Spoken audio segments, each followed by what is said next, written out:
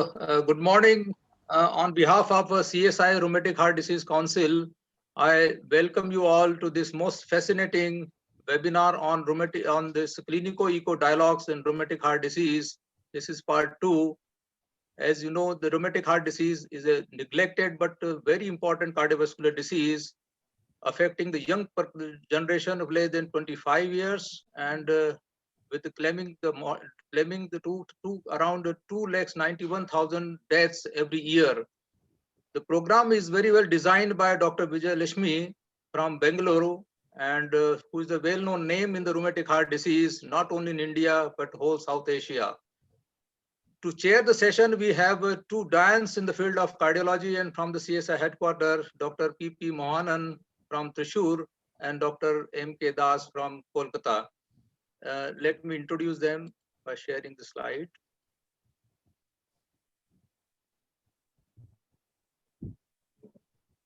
Just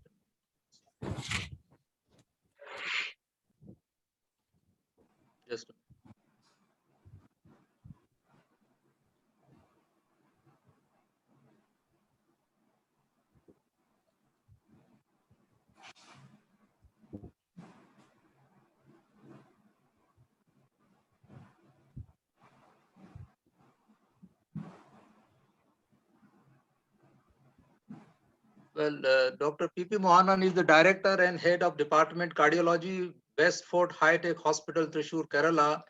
He is the current President of Cardiological Society of India, past National Convener, Coronary and Non-Coronary Cardiological Society of India, and published the largest acute coronary syndrome registry from India, well known, that is the Kerala ACS registry, which was published in European Heart Journal. Did the largest randomized study in cardiovascular science from India, that is a quality improvement study in acute coronary syndrome, ACS quick study, published in JAMA in February 2018. He did the first quality improvement study in chronic heart failure in India and participated in more than 20 international randomized controlled trials, and he received a CME Excellence Award in Cardiology, that was the Dronacharya Award. Apart from that, the another specialty of Dr. P.P. Mohanan is that I know very well. He's a very good singer also. He sings Hindi songs very well. Dr. M.K. Das is a senior intervention consultant cardiologist, B.M. Birla Heart Research Center, Calcutta, and this Calcutta Medical Research Institute, Kolkata.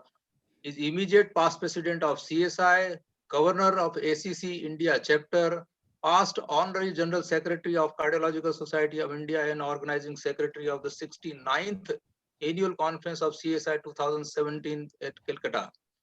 Worked as the editorial secretary of Indian Heart Journal from 1987 to 1990, co-editor of the CSI textbook of cardiology, national experts of the Public Health Foundation of India, published more than 60 articles in national journals, textbook of cardiology, textbook of echocardiography, CSI update book of cardiology, and update book of medicine. And recently he brought out a consensus document on STEMI care during the COVID pandemic and published in Indian Heart Journal. Apart from that, he is a very nice gentleman, very cooperative, very loving also, and he helps so much to the juniors. I still remember what the help he gave me when I organized this first heart failure conference in 2015 at Indore. To moderate the session, we have another important personality in the field of cardiology and the CSI headquarters, Dr. H.K. Chopra. Dr. H.K. Chopra is a senior consultant cardiologist, Mulchand Medicity Heart Institute, Delhi, National President, Cardiological Society of India in 2015, National President, Indian Academy of Echocardiography in 2017, country head of American Heart Association from 2015 to 2019, chief editor of the various textbooks in cardiology, President World Wellness Foundation, World Heart Academy, and World Nutrition Academy, icon of the century in the clinical cardiology and echocardiography, and this honor was bestowed upon him by Bharat Ratna former President Dr. APJ Abdul Kalam. Organized more than 2,200 workshops on the public health education in cardiology, and has more than 690 publications in various national and international journals of cardiology. He is the National Chief Advisor, Tata Sky Fame Health, a national TV channel. And apart from that, he is very loving to his juniors and always support his juniors and very cooperative. I welcome all three the giants in the field of cardiology for joining this program, for their kind consent. Thank you very much. And now I hand over the session to our moderator, Dr. H.K. Chopra, for the further proceedings. Thank you very much, Dr. Pancholia, for the kind words. Before we really start the session, I feel it's a great honor and dignity for me that they have chosen me to be the moderator for the session under the dynamic leadership of none other than our own Dr. P.P. Mohan, the National President of CSI. I also know and worked for a pretty long time with the immediate past president, Dr. M.K. Das, who has also been a very dynamic person in the last year during COVID crisis. Before we start the program, I'll request Dr. Mohanan to give his opening comments, and I'll also request following that Dr. M.K. Das to give his remarks for this second dialogue of rheumatic heart disease. Dr. Mohanan, sir.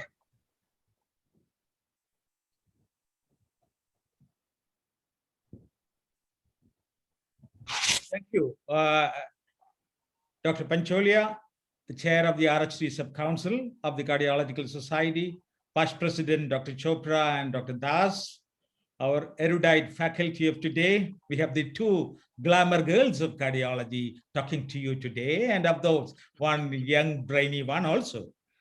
It gives me immense pleasure to be part of this excellent program. In the very difficult times, our hearts go out to our people. We are in the midst of a horrific second wave, and our salute, we also salute the healthcare workers who are at the forefront. We know rheumatic fever and rheumatic heart disease constitute double tragedy because it disproportionately affects the economically downtrodden and young people who has years of life and that's being robbed. The malady is that, though it's the age-old aphorism that it licks the joint but bites the heart, but it contributes to huge cardiovascular morbidity and mortality in a country like ours. Dealing with established diseases, and it necessitates huge financial resources. So it's absolutely important that we discuss about it. We also know, we have seen the rapidity with which we have developed vaccines against COVID. But unlike all, despite years of research, multi-pronged research, we are yet to get a good vaccine. So the only way, proven way to prevent rheumatic heart disease will be an antibiotic prophylaxis.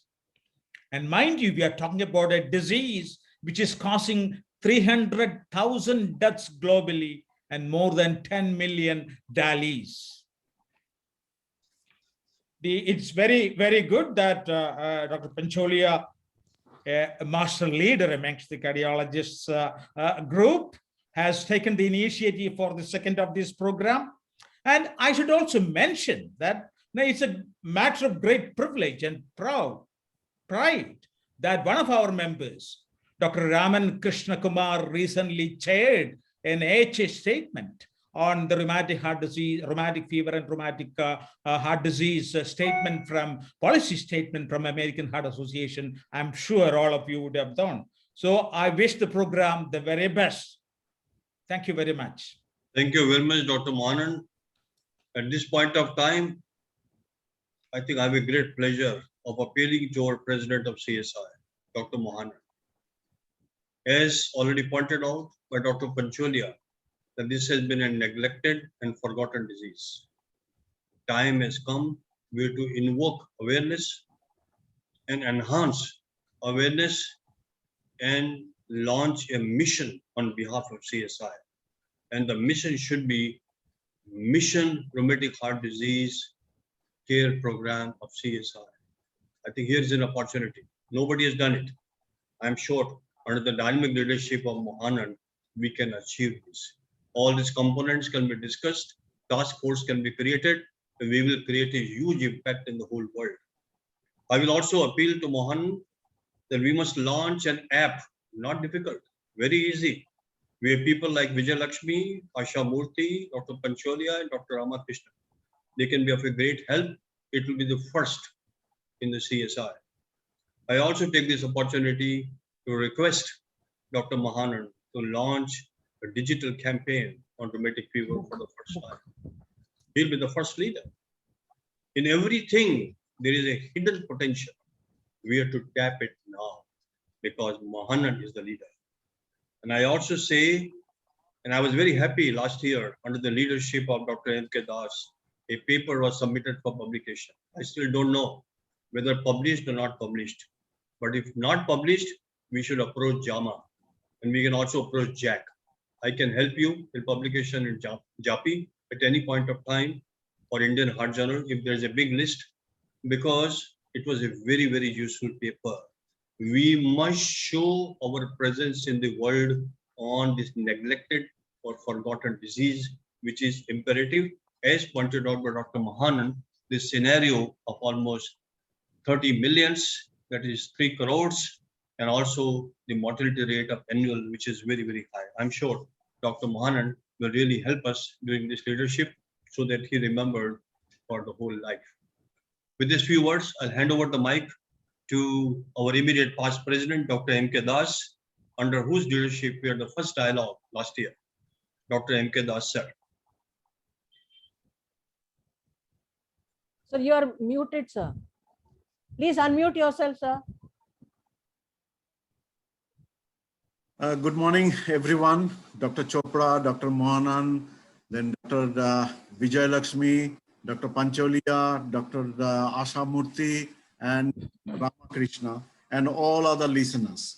In fact, we are passing through a very, very challenging time. There is about that. But having said that, we have learned a lot regarding how to face the challenges also. Last year, we never had the opportunity to know how to tackle with the corona, but definitely many informations came forward and we organized so many meetings, including the first dialogue of the Rheumatic Heart Disease Council. And in fact, that is the first time when a lot of talk was made about the Indian experience in rheumatic heart disease, especially some echocardiographic measurements where the left atrial wall as well as the triangle-shaped quantification of the left atrial index was done from the surgical side, and this was correlated well with the therapeutic aspect, that is the surgical management with in terms of mitral regurgitation management in rheumatic heart disease. So that was a unique work, and that is the subject actually which is supposed to be published, if not in Indian Heart Journal, elsewhere. I don't know why it is not yet taken up. Already 1 month has passed, but definitely the Indian Heart Journal is now having a lot of papers, and possibly they are not having much time to focus on rheumatic heart disease, which is really a neglected disease. But it is not a neglected disease as per the consideration of the World Heart Federation. As you know, they have the mission to 2025, 25 by 25, and that means they have the mission to reduce the rheumatic heart disease incidence by 2025 by about 25%. And that mission is still there. And in fact, they have invited Cardiological Society of India again with the same mission, so that the rheumatic heart disease control can be done absolutely in the right perspective. Though the incidence and prevalence are definitely on the reduction mode, but it cannot be said that it is just gone out of our sight and our vision. But we have to carry out our works. We'll have to update our knowledge from time to time as is being done today. And definitely we'll win rheumatic heart disease like we did with the smallpox by vaccination. And regarding the various other aspects of rheumatic heart disease, definitely everything will be talked upon. But I am just going to introduce the speakers who are really fantastic in their whole career, like Dr. Asha Murthy, who is the head of the department in cardiology at the Sri Ramachandra University and Savita University, Chennai. Her deep interest in both invasive and non-interventional cardiology is very much remarkable. And she is member of many national interventional organizations and has more than 35 years of teaching experience in cardiology. The second one is none less than Dr. I.B. Vijayalakshmi, who is a doyen in rheumatic heart disease itself. She has developed the Vijaya score, which we often quote from time to time. She is the Professor Emeritus and Professor of Pediatric Cardiology, Super Specialty Hospital, Bengaluru Medical College and Research Institute, Bengaluru, India. She has contributed many papers and research works and also contributed to several books on rheumatic heart disease. And lastly, Dr. Ramakrishna, S. Ramakrishna, he's very much erudite and he's Professor of Cardiology in All India Institute of Medical Science. And he has several contributions in Cardiological Society of India, has been the editorial assistant of editorial board, from Indian Heart Journal. He has been the executive committee member and is associated with many research works in CSI. So with these few words, I wish all the best for this second dialogue on echocardiography, and definitely it will be a very, very useful one for everyone who are logged on to this program. Thank you very much, Dr. M.K. Das, for your lovely words. I would like to appeal to you as a past president to assist our president. We cannot work alone. We all have to work as a team. As you mentioned, that the disease is old, forgotten, as well as neglected to some extent. A time has come, we should create a program on behalf of CSI on primordial, primary, secondary, and tertiary prevention in the schools. CSI should create a voice. CSI's voice on rheumatic heart disease in school children. Now is the time. And second thing, which I always firmly believe, for last 30 years, publish or perish. We must publish the data. For the first time, I've reviewed the whole world data in the last 2 days. There is no work done on VKA versus NOAC in rheumatic heart disease. We should be the first. We should take the challenge. I'm sure President Dr. Mohanan is here. He must depute someone and we must create an article on this controversy and bring a CSI consensus, as a lot of consensus articles were published under the leadership of Dr. M.K. Das last year. With these few words, I think we will proceed to the session already introduced by Dr. M.K. Das, but I have an opportunity to say one word for each speaker, because Vijayalakshmi was labeled in Chicago as a queen of rheumatic heart disease, and I'm aware of it. I also know that she got an award of Icon of Century in Pediatric Cardiology by Health Minister, Government of India, which is also an honor for CSI. We feel very humbled. Asha Murthy has been very well known to all of us, very active.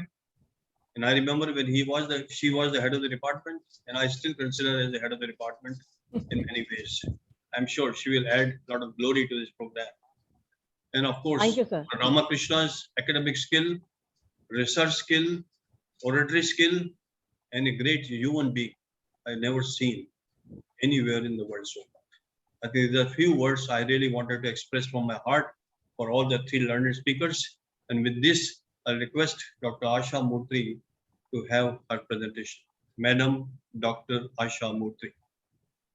Good morning, sir. Chairpersons, Dr. Mohanan, CSI President, ex-President Dr. M.K. Das, past President, Moderator Dr. Chopra, Convener Dr. Pancholia, organizers Dr. I.B. Vijayalakshmi and Dr. Ramakrishnan. A very good morning to all delegates. It is an honor indeed to thank the organizers and especially Dr. I.B. Vijayalakshmi for giving this wonderful opportunity to speak within this forum on rheumatic fever. How big is the iceberg really?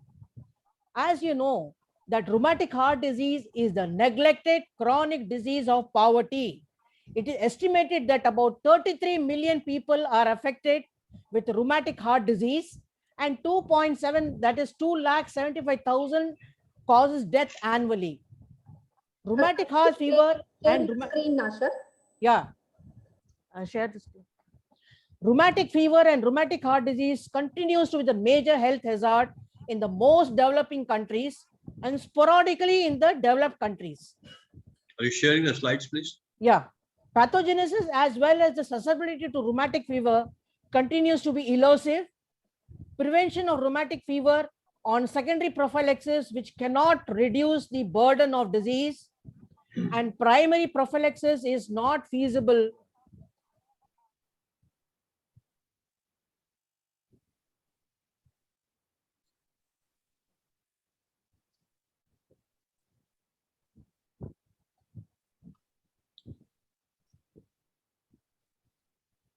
Primary prophylaxis is not feasible in absence of rheumatic vaccine. Utilizing the M protein has not been succeeded in the last 40 years. So primary prevention and primordial preventions are the way to trajectory to decrease the progression of disease. And although the rheumatic heart disease had declined sharply in the most industrialized, high-income nations, but disease persists among the rural, poor, and marginalized population with little or no access to the primary health care. So with this introduction, I go on to my talk. Rheumatic fever and rheumatic heart disease is the result of the autoimmune response, which is triggered by the group A beta hemolytic streptococcal pharyngitis, leading to immune inflammatory injury to the cardiac valves. And also, you know that the inflammatory injury of the pericardium and myocardium is a transient and self-limiting without leaving any sequelae. But the valvular injury is the main cause of acute and long-term morbidity and mortality in patients with acute rheumatic fever and rheumatic heart disease.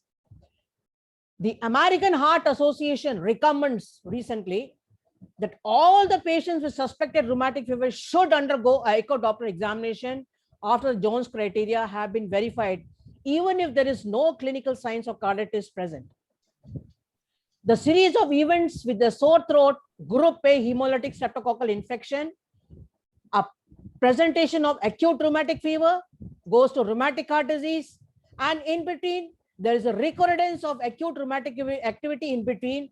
Finally, they come to the complications. So you can see this graph with a pyramid in which you can see there is asymptomatic rheumatic heart disease, there is a symptomatic rheumatic heart disease. The asymptomatic can have a borderline echocardiographic findings, which is suggestive of rheumatic heart disease, subclinical definite rheumatic heart disease with no murmur, and with the clinical definite rheumatic heart disease in which the murmur is present. So when the patient goes for symptomatic rheumatic heart disease, the patient can come with a congestive heart failure, and patient can come with the various sequelae. Finally, it may require a surgery, or the patient can succumb to death.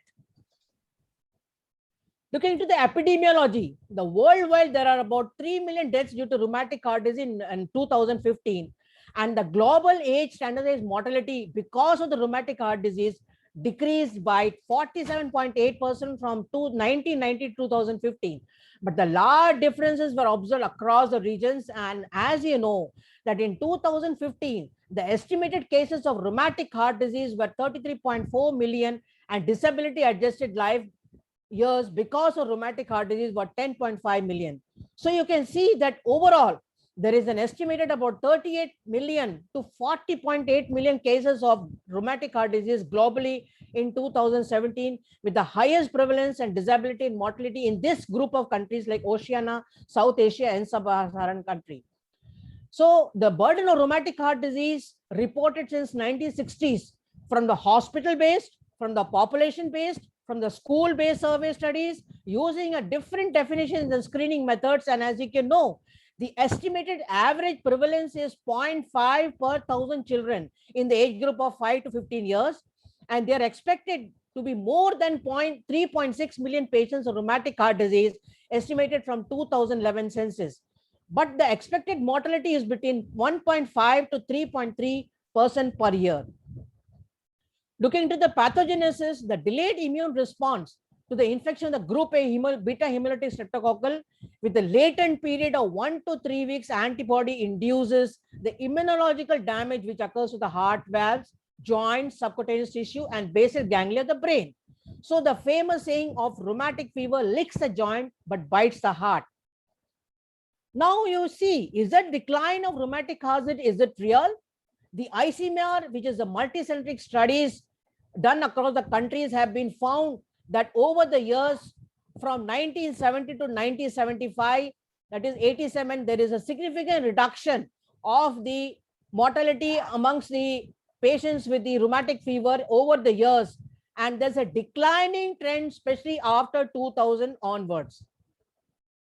The decline in the burden to less than 1 per 1,000 across the country is compared with the figures which is reported from the survey studies before 2000. As you can see, the trends of change in the prevalence of rheumatic fever, rheumatic heart disease from 1990 to 2000 using the clinical screening confirmed with the echocardiography in the various places in Shimla, Agra, Srinagar, and all these places.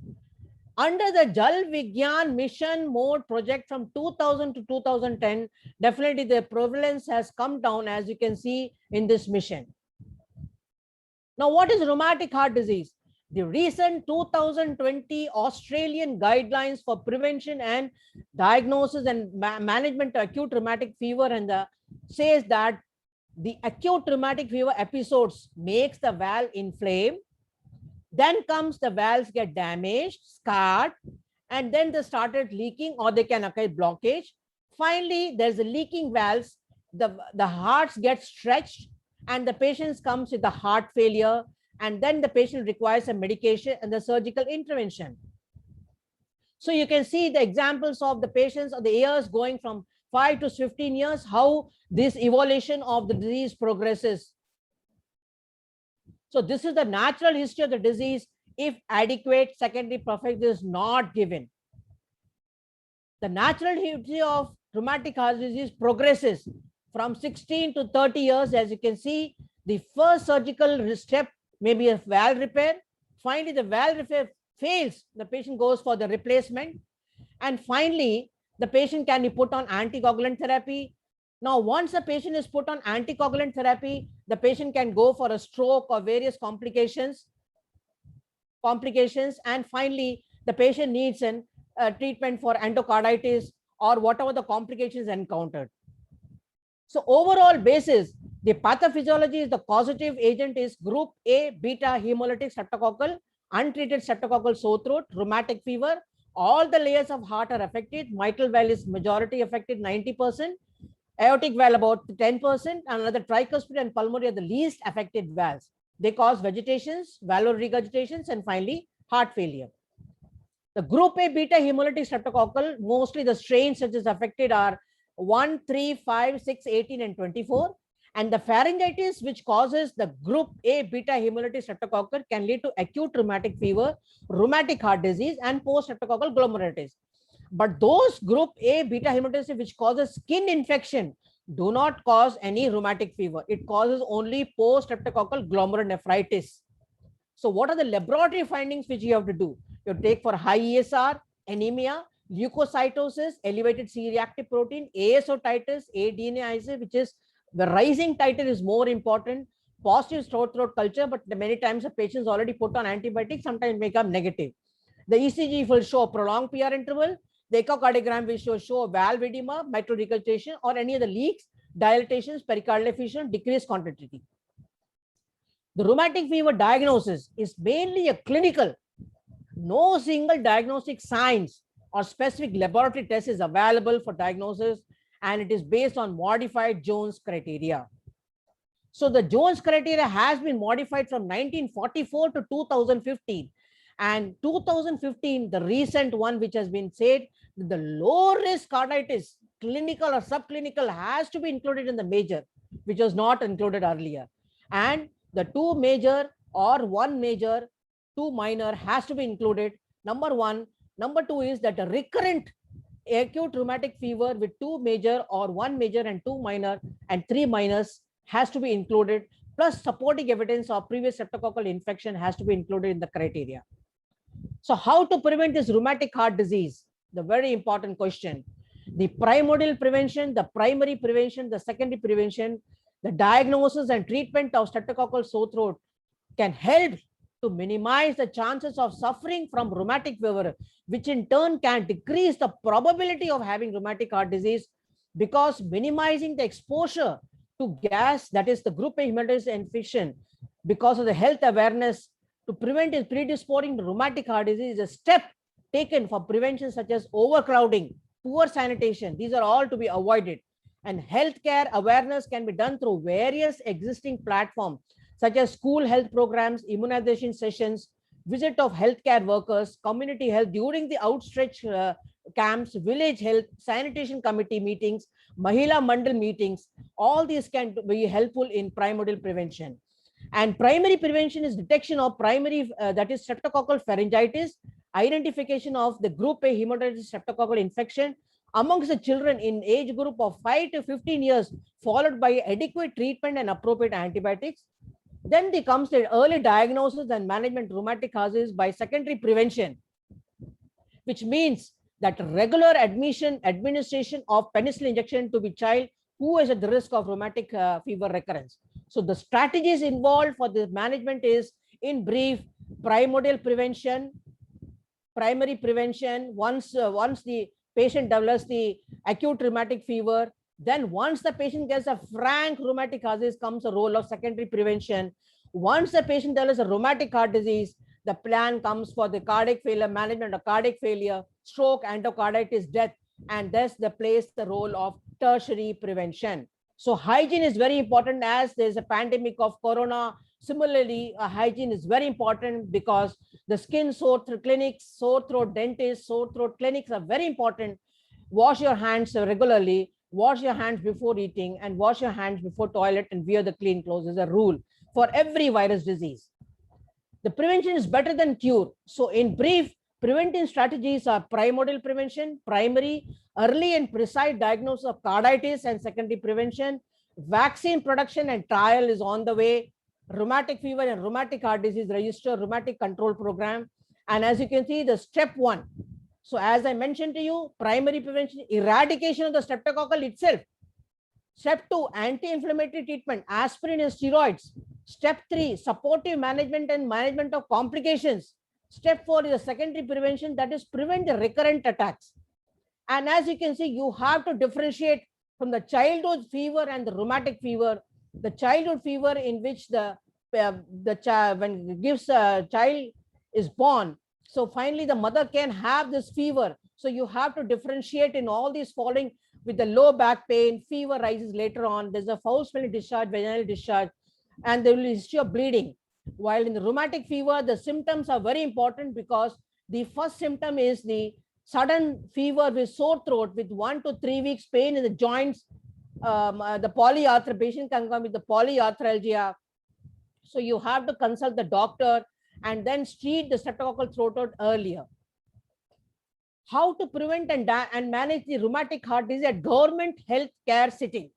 So community level health promotion activities includes the improvement in the socio-economic condition, nutrition and hygiene, health education about the rheumatic heart disease prevention and school curriculum, and IEC on causation of rheumatic fever, rheumatic heart disease and link with sore throat, training of school teachers and frontline workers to identify and refer the sore throat causes of that is to health facilities, and surveillance of case findings. Periodic school health survey is very important.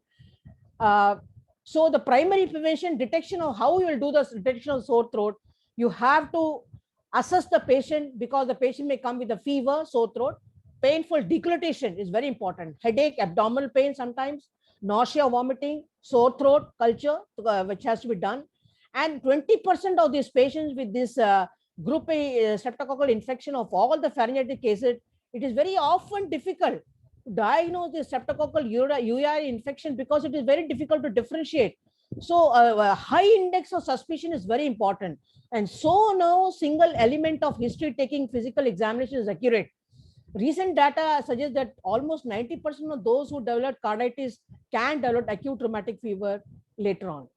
So the primary prophylaxis of treatment is that you have to give the benzodiazepine penicillin injectable or oral, and those who are allergic to penicillin, you have to recommend for cephalosporins, cefalexin, clindamycin, azithromycin, or clarithromycin.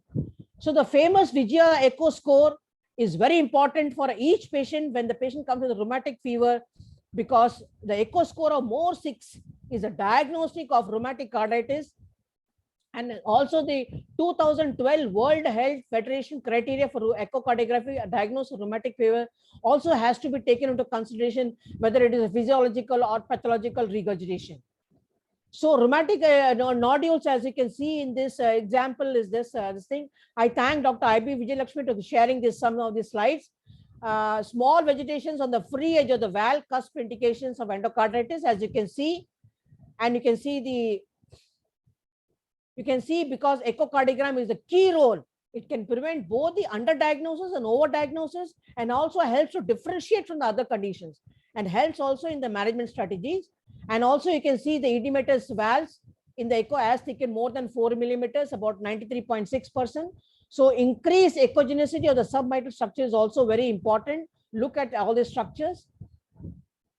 A small thrombi is also seen form on the valve at the edge of the, giving rise to a ridge or row of small pink nodules, which is seen on echo as beaded appearance on the valve. So the prevention program of fever in the 21st century, evaluation of the national programs, New Zealand Rheumatic Fever Prevention Program, proposed rheumatic fever primary prevention program by Heart Foundation, WHO, rheumatic heart disease can prevent by effective management of streptococcal sore throat. However, treatment at this early stage is often not achieved. ICMR is working actively to produce ARF vaccine, the acute rheumatic fever vaccine. ICMR has already initiated the Jal Vigyan Mission Mode project at Chandigarh and Vellore, where the development of rheumatic vaccine is on the progress. And vaccine is being prepared using the Indian strains of streptococcal. And as you can see, as I already mentioned to you, the step 1 to give penicillin and oral penicillin, and those who are allergic to give erythromycin and other groups of drugs. And second, inflammatory, that is the step 2, anti-inflammatory management, that is aspirin and carditis. Prednisolone can be given at the dose of 2 to 2.5 milligrams per kilogram body weight. For arthritis, we can give aspirin 75 to 100 milligram per kilogram body weight. And then the step 3, supportive management for management of complications, that is to give bed rest, treatment of congestive heart failure with digitalis diuretics, treatment of chorea with diazepam, haloperidol, and rest to joints and supportive splitting. And secondary prevention is very important because it is mandatory to all the patients who had an attack of rheumatic fever, whether or not they have a rheumatic valvular heart disease, to prevent streptococcal sore throat, thereby to prevent the recurrence of damage, because each attack will further aggravate the damage to the valves. So acute rheumatic fever is a recurrent disease. Recurrence per infection is 40 to 60%. Permanent cardiac damage increases with the recurrences. And in 70% of patients who have suffered the initial attack of rheumatic carditis, heart murmurs will disappear if effective secondary prophylaxis is given. So the importance of secondary prophylaxis. The recommendations of duration of secondary prophylaxis according to international guidelines has been given by the American Heart Association 2009, WHO experts, Indian guidelines, New Zealand and Australian guidelines. And the antibiotic prophylaxis for the secondary prophylaxis is that what they say is they are divided into categories. The rheumatic fever with the carditis and residual heart disease, that is who have persistent valvular disease, have to be given 10 years or until 40 years of age, whichever is longer, sometimes lifelong prophylaxis as recommended by WHO. Second, rheumatic fever with carditis but no residual heart disease, that is no valvular disease, recommends 10 years or until 21 years of age, whichever is longer. Third, rheumatic fever without carditis, 5 years or until 21 years of age, whichever is longer. So the tertiary prevention of rheumatic disease is the prevention of acute rheumatic fever recurrence by giving your regular 3 to 4 weekly benzathine penicillin, modification of the environment, heart failure management with heart failure medication, valve repair, valve replacement, anticoagulation management with dilated left atrium, atrial fibrillation, mechanical valves, arrhythmia management with ablations, medications, endocarditis prophylaxis, prevention of pregnancy related complications, because you know that the pregnancy without valve or with valves requires a multidisciplinary management and requires a very good management with the team efforts. So the tertiary management requires with the balloon or surgical valvotomy, valve repair or valve replacement, which will be too late. And tertiary prevention of rheumatic heart disease, the management of arrhythmias, now easily available ablations. Apart from that, previously we used to use only digoxin, diltiazem, and continuous anticoagulation. So overall view, the rheumatic heart disease in the management of pregnancy, as I mentioned to you, that it requires a multidisciplinary team effort, whether to avoid pregnancy, trying for pregnancy, or when the patient becomes pregnant, and how to manage the patients in the labor. So the solution, the need of the hour policy, ladies and gentlemen, integration in the primary healthcare, need for the intervention in all the 3 levels, strengthening the school health services, multicentric studies, streptococcal infections of rheumatic heart fever, rheumatic heart disease, registries, better analysis of hospital data, training of family practitioners, strengthening of lab facilities, national rheumatic fever course, registries, rheumatic heart disease control programs. So the prognosis will depend upon the recurrence of rheumatic fever, the individual experience of the new group A beta hemolytic streptococcal infections, if not prophylaxis medicines, good prognosis for old age groups, and if no carditis during the initial attack, bad prognosis for the younger children and those with the carditis with the valvular lesions. Vaccine, of course, may prove to be the most effective way to reduce the global acute rheumatic fever burden. WHO in 2005 in its publication states that in the light of the current lack of clear strategy for primary prevention of group A streptococcal infection, there is definitely a place for the safe, effective, affordable, and practical group A streptococcal infection. The future directions will direct ourselves in the management of the patient with better management, with the advent of technological advances in the antigen delivery and vaccine developmental strategies. It is important to design and test the immunogenicity and protective potential of various synthetic peptide-based immunogens, including the non-M protein vaccine, include candidates, and also in view to develop the group-based streptococcal vaccine, which can be delivered intranasally and stimulate the mucosal immunity, which is very important for the primary portal of entry, because through nasal and oral route only the upper respiratory infection only this group-based streptococcal infection is thought to be the entry, and it is very critical in the pathogenesis of the rheumatic fever and rheumatic. So intranasal vaccine will be more useful in the future direction. So ladies and gentlemen, my concluding remark is that rheumatic is vastly underfunded, under-recognized as a proposity of the global agenda, and World Health for Federation goal is 25 into 25 into 25, told by Dr. our CSI president, to achieve 25% reduction in the premature deaths from rheumatic heart disease in the younger age, less than 25 years by 2020. WHO holds a promise to identify the patients earlier by echo screening, and management of women is the unoperated patients are very important because it will require a multidisciplinary team effect, and hence the global rheumatic heart disease registry and registry of rheumatic heart disease in the Western and Central Africa is very well known, which is because, ladies and gentlemen, as you know, that the rheumatic heart disease with a high mortality and morbidity young adults can be prevented if you have a better healthcare facility. Also, the data on incidence and prevalence on the nationally represented sample. Yeah, yes. Yeah, thank you, sir. Sample are lacking. There is an indication of declining trends over the 2000, mirroring and improving the economic growth of the country. So better access to high quality tertiary care, and WHO 25 by 25 is a rule, and need for establishing the population based surveillance study and for monitoring trends, management practice and outcomes. And with this, ladies and gentlemen, I thank you, the chairperson, moderators, for a very kind attention and to the kind listening in the Sunday morning. Thank you very much, sir. Thank you very much, Asha, for your most lovely presentation. As usual, you covered the past, the present, and the future. We'll have the questions, comments, and interaction after all the three speakers have completed their presentation. Yes, sir. With this, we go to the next presenter, Dr. IB Vijayalakshmi. Yes, sir. And I think I've already been introduced that she is the authority on rheumatic heart disease. Yeah. I will request Dr. Vijayalakshmi to have her presentation. Dr. Madam Vijayalakshmi. Yes, sir.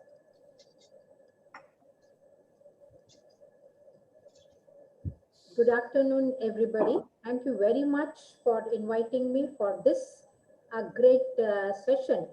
Can the new zones criteria change the epidemiological face of rheumatic fever and the rheumatic heart disease? That is a million-dollar question. I dedicate my lecture to our icon, legendary Dr. S. Padmavati, who was a source of inspiration to me. As Asha has already told, more than 40 million people are affected. And what I would like to stress here is India has the highest prevalence rate globally, 27%, and contribute nearly to 25 to 50% of newly diagnosed cases and hospitalized, according to the WHO Bulletin 2015. And Dr. Padmavati once said, unfortunately, India is in the phase of epidemiological transition. On one hand, we have a substantial burden due to RHD, and on the other hand, the resources are scarce. And hence, it is very important to know the new zones criteria to take the teeth out of the disease, which is known to cause, which was called as the licking the joint and biting the heart. And for this, we have to see what is the burden and why I call it as a neglected joint. And just in 3 months' time, 212 patients of RHD were admitted to our hospital. And when we analyzed, we saw that 166 patients, that is 78% of them presented with a heart failure, 27 with infection, 10 with anemia, 8 with the cerebrovascular accident and peripheral embolization in 4, and acute coronary syndrome in 4, and 3 patients with a pericardial effusion, 3 patients with a prosthetic valve thrombosis. That means a host of complications occurred, and out of this 212 patients admitted in just 3 months, 37 patients died. And this is despite the best treatment. So what is the problem? What is the solution? And for this, what is the cause for the grim situation? How to come out of it?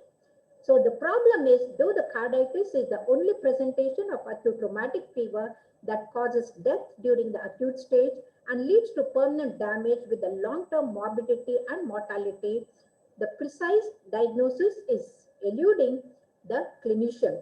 Despite the modifications several times, still 50% of them, they go undiagnosed and without penicillin prophylaxis. So there are many pitfalls, and especially the subclinical carditis, which we were taught by our professors, 50% of the RHD do not have the past history, and that is because of the subclinical carditis is missed, and also the polyarthralgia, which was a minor criteria, that is the problem.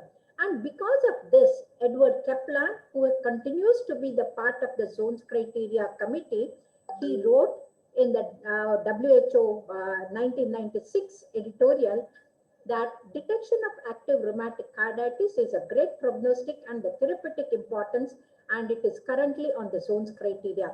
The fact that penicillin has failed to eradicate the disease process is irrefutable proof for the need for the more laboratory, epidemiological, and clinical research. And after his editorial, when I visited his center, the Fairview University in Minnesota, and gave the grand rounds, and Liz Brownlin, she introduced, you are going to hear the only lecture in your medical school on rheumatic fever, and that too from the horse's mouth. And at that time, I presented my data of 542 patients from 3 best centers, and I showed that if you rely upon only the zones criteria that was used in the past, only 59% of the patients were right, and 40 patients had a wrong or overdiagnosis. They all had the functional murmur, tachycardia, fever, anemia. They fitted into zones criteria, but they were not rheumatic fever. And on the other hand, there was a great underdiagnosis because polyarthralgia was seen in 70% of our patients, and nearly 46% of them had the echo criteria. And as a result, when I finished my lecture, there was a thunderous applause, but Ed Kaplan, who was in the audience, he asked the question, with the application of echo for the diagnosis of carditis, will there not be overdiagnosis, Vijay? And then I said, sir, would you like to err on the right side or the wrong side? He said, what's that? I said, making the diagnosis of rheumatic fever and putting on penicillin prophylaxis, which causes less than $2, and that is erring on the right side. Erring on the wrong side is missing the diagnosis, and the patient goes for either balloon dilatation or valve replacement or repair. That is erring on the wrong side. Would you like to err on the right side or the wrong side? And he raised both his arms up and he said, oh, you are disarming me. Oh, you are disarming me. And again, the audience clapped, because it is impossible to defeat or make Ed Kaplan surrender. And after that, he gave me this and he said, blessings have to be earned and do a good job. And then after that, Patricia Ferreri, who is here, she was the chairman of zones criteria at that time. She was in the audience and she was so impressed. She wrote in the zones criteria working group, ECHO has enhanced our understanding of pathophysiology, acute and chronic RHD, and is commonly used in the evaluation of the patients with acute rheumatic fever. It has affirmed the dominant role of valvular pathology. Echocardiography is useful for confirming the clinical findings and allows assessment of the severity of the valve stenosis. In addition, echo may exclude mitral or aortic regurgitation and as a cause of cardiac murmur in some patients and suspected cases of rheumatic fever.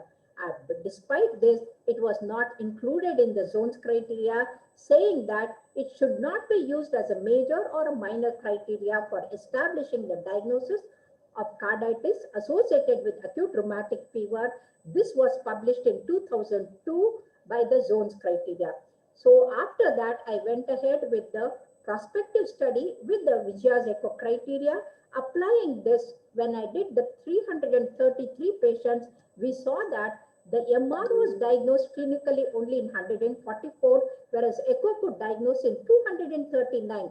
Aortic regurgitation was missed in many cases, and it was diagnosed by echo in 60. And more so, the tricuspid regurgitation was detected only in 9 patients, whereas echo diagnosed in 60. And this data was published in Cardiology Young in 2008. And by 2015, look at the change. Same Edward Kaplan is there in the committee. And then the 2 largest series from India, that is our data, is included in this 2015 criteria, and they made a whole change. So carditis, which was a major one, now subclinical carditis has been made as a major criteria, and then polyarthritis, which was a major criteria, became minor. Now it has become a major criteria, including the monoarthritis.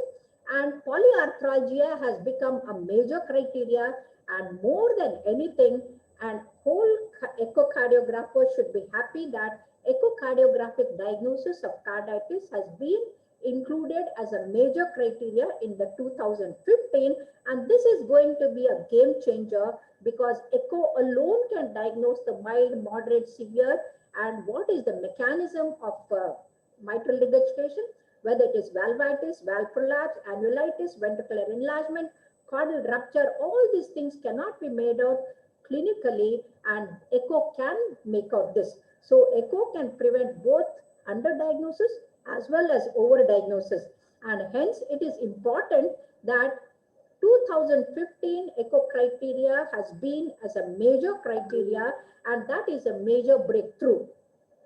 And here the implication of this, they have divided into two groups, that is the high prevalence group and the low prevalence group. And it is reasonable that reliable epidemiological data, if it is present in a particular area, and if rheumatic fever incidence is more than 2 per 100,000 school children, and that is called as the low prevalence. And if it is more than that, it is the high prevalence.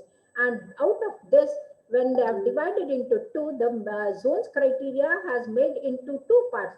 That is the low risk group, where the old zones criteria is continued as it is, but subclinical carditis is included with the echo.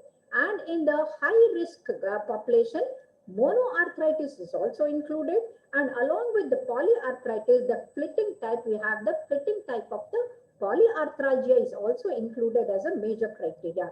And apart from that, monoarthralgia is included as a minor criteria, which were not there.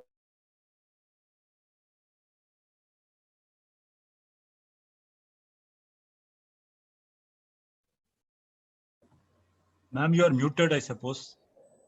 Sir, you have not heard till now? You can go ahead, ma'am. You can go ahead. Okay. I'm so sorry, sir.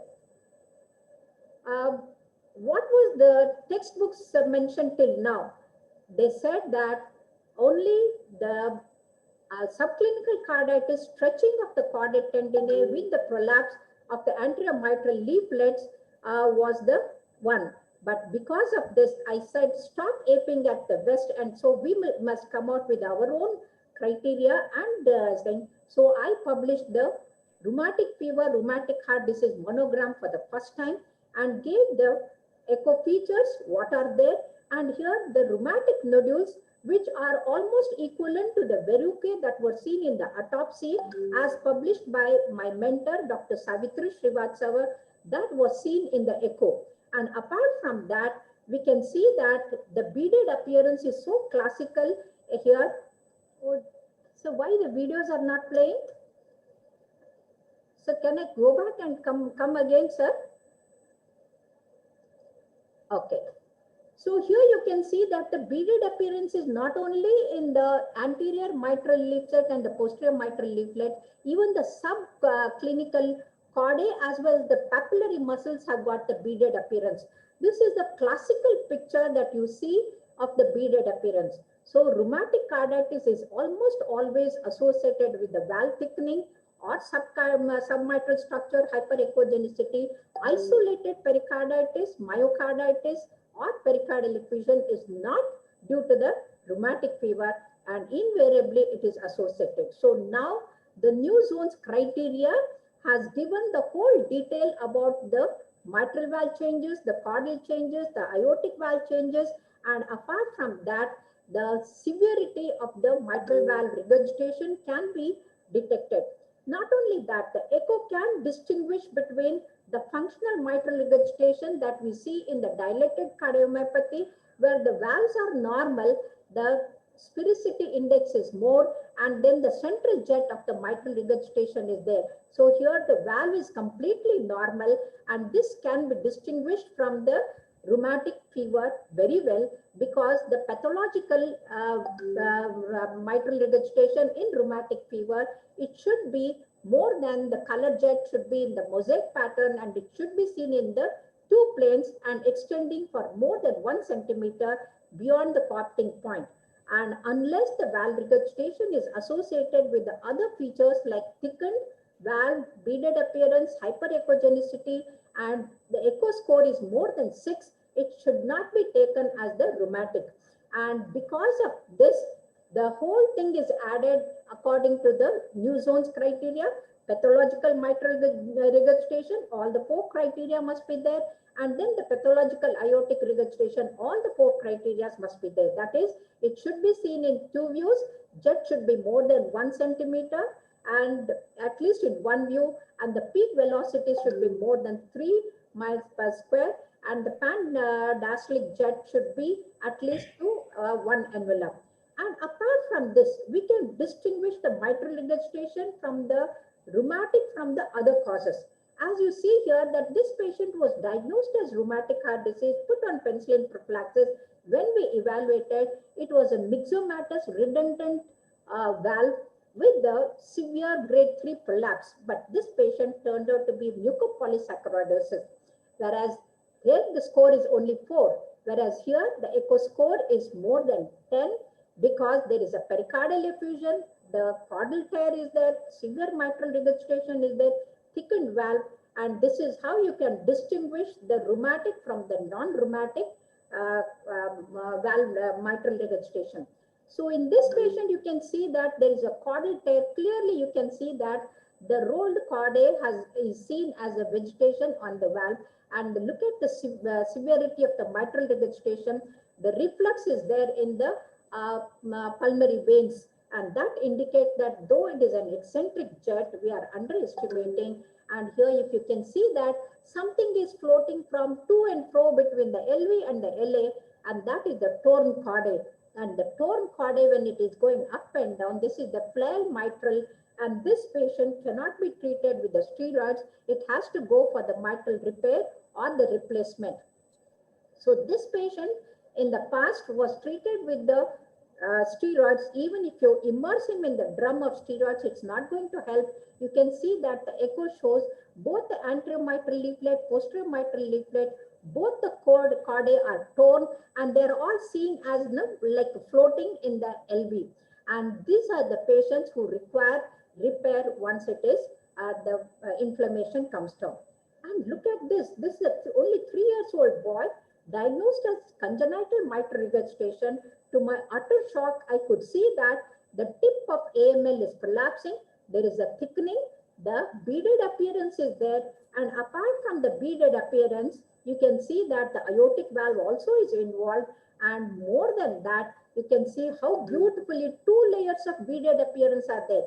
And this beaded appearance is never ever seen in the congenital mitral regurgitation. So when we looked at the mitral valve thickness as well as aortic valve thickness, this echo score was 8. So though he was only 3 years old, he was diagnosed as rheumatic fever and put on penicillin prophylaxis. This is a 13-year-old boy, came with the easy fatigability, just 7 days, multiple migratory joint pains, that is arthralgia. And the patient had a florid aortic regurgitation clinically, and invariably we think that the aortic regurgitation isolated occurring in rheumatic fever is rare. But when you look at here, not only there is a severe aortic regurgitation, there is a severe mitral regurgitation, and ASLO, there was a rising titer, and we saw that it was a rheumatic. And this is a 14-year-old child with the multiple flitting type of migrating joint pains. That is, only arthralgia was there, and the first degree block, which is very classical minor criteria, is there. But when we did the echo, you can see that the whole AML, PML is so thickened, and submitral structures are so hyperechogenic, aortic valve is thickened, and there is a mild aortic regurgitation and the severe pulmonary, severe mitral regurgitation. So this is how we can distinguish rheumatic from the non-rheumatic. And this is another case with the 1 month history of low-grade fever. So anybody would think it as a PUO or the pyrexia of unknown origin. But when we investigated this patient, the ASLO was 421, CRP positive, blood culture was negative. But when we did the echo, you can see that there's something like a vegetation is seen at the LA level. So we think that what Elanir. is there on the LA level Elanir. is because of the vegetation. But when you do the echo, you can see that there is a beaded appearance. This is the classical beaded appearance of the rheumatic fever. Usually we see the anterior mitral leaflet prolapse, and here you can see that even the posterior mitral leaflet is prolapsed, and beaded appearance, thickening, and the rolled up chordae because of the torn chordae. All this indicated that it was a rheumatic. Now, how do we distinguish rheumatic from non-rheumatic? Clinically, this patient was put on penicillin prophylaxis, came from the medical college, and when I did the echo, I saw the glistening endocardium. Glistening endocardium is never ever a feature of rheumatic fever because the myocardium is not involved and only the valvulitis is there, and the glistening endocardium is due to the ischemia. And that ischemia, it turned out to be when in the short axis, I diagnosed the Al-Kappa. So this is how we know the echo can prevent us from making the wrong diagnosis. This patient came with the failure, 6 years old patient. We thought it is a rheumatic mitral regurgitation with the heart failure, but look at the echo. There is a severe non-compaction. The pump failure is because of non-compaction, and look at in the short axis, there is a PML prolapse. The PML prolapse is extremely rare in the rheumatic. The PML is thickened and immobile rather than prolapsing or flail. And this was a congenital one and not a rheumatic. So this patient, 12 years old with the history of fever, you can see that there is a vegetation attached to the PML. And what is more important, concentrate here, the tip of the AML, there is a perforation. So the regurgitation is due to the vegetation and the perforation, though it is a rheumatic fever. So this has to be treated with the SBA prophylaxis. This is a 12 years old patient. He was diagnosed as a dilated cardiomyopathy because there is a huge cardiomegaly, and there was an ejection fraction was only 15%. With the 15% ejection fraction, dilated cardiomyopathy, when the patient came, I did the echo, and then I noticed that this was not a dilated cardiomyopathy. It was in fact a rheumatic valvular heart disease with the vegetation causing the severe mitral regurgitation.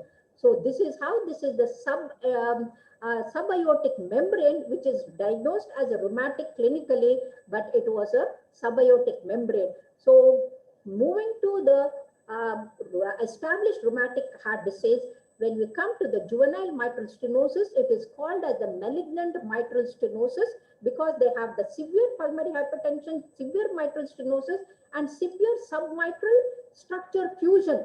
Almost the papillary muscles, you can see that they appear like a single papillary muscle, and in the whole heart, the LV is the smallest one. And this one, when we did the short axis, the mitral valve orifice area was less than 0.2 square centimeter, and I had to do the balloon dilatation with just 18 millimeter balloon, which the stretch one is 3.6 profile, and the gradient was 35 by 15 millimeters of severe one, and after the balloon dilatation came down to 13 by 7 millimeters. And this is another one, the zones criteria, the applying of the echo is so important. You can see that in a just 2 years, 3 months baby, 2 years, 3 months baby, there is a mitral stenosis as well as the tricuspid stenosis with the tricuspid regurgitation. And this would go undetected if the echo was not done in time. And apart from that, there was a time when the women during delivery, they used to die, and the people used to blame the children, saying that they are bad omen to the mother. And today we can see that this the lady who came with the hemoptysis of half a liter per day, and orifice area was 0.4 square centimeter. We did the emergency balloon dilatation, and the same evening she delivered, and next day she's exhausted, but she's alive. And so in our institute, more than 17,000 cases we did, and the procedure was successful. And for all this, the echo is important because the fluoroscopic time was reduced to less than 5 minutes because of the echo guided balloon dilatation. And apart from just the transthoracic echocardiography, where we may miss the thrombus in the transthoracic echo. But when we did the transesophageal echo, we could see that in the there is a partially healed thrombus, which is mobile, which is almost like a flower.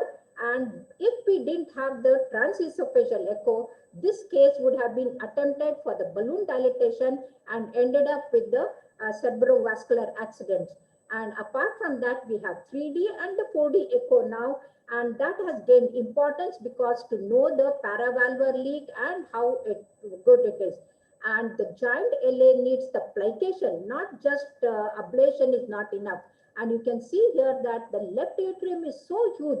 It is the largest one. And for this, unless the plication is done and the size, LA size is reduced, the patient is not going to be relieved of the atrial fibrillation. So friends, what is the impact of the echo? Patients with carditis are more likely to be detected during the first attack.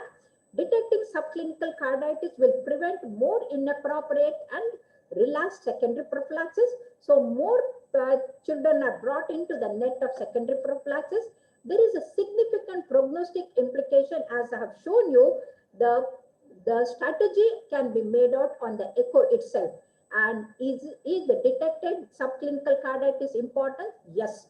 The whole World Heart Federation has agreed, and subclinical carditis has been included as a major criteria, and hence echocardiography with the Doppler should be performed in each and every cases of either confirmed or suspected case of acute rheumatic fever, that is class 1, level 3, and it is reasonable to consider performing serial echocardiography. So echocardiography has become a cornerstone in making the diagnosis and the management. The addition of echocardiography and the Doppler to the armamentarium of the tests in diagnosis of acute rheumatic fever will lead to the more cases of diagnosis. The introduction of especially subclinical carditis and polyarthralgia as a major criteria is going to change the whole, shifting the whole thing. The epidemiological face is going to be changed. And the 2015 echo criteria also mentioned that if there is a genuine uncertainty, clinically uncertain, echo-wise uncertain, we are not sure, but still they don't want anything stone unturned.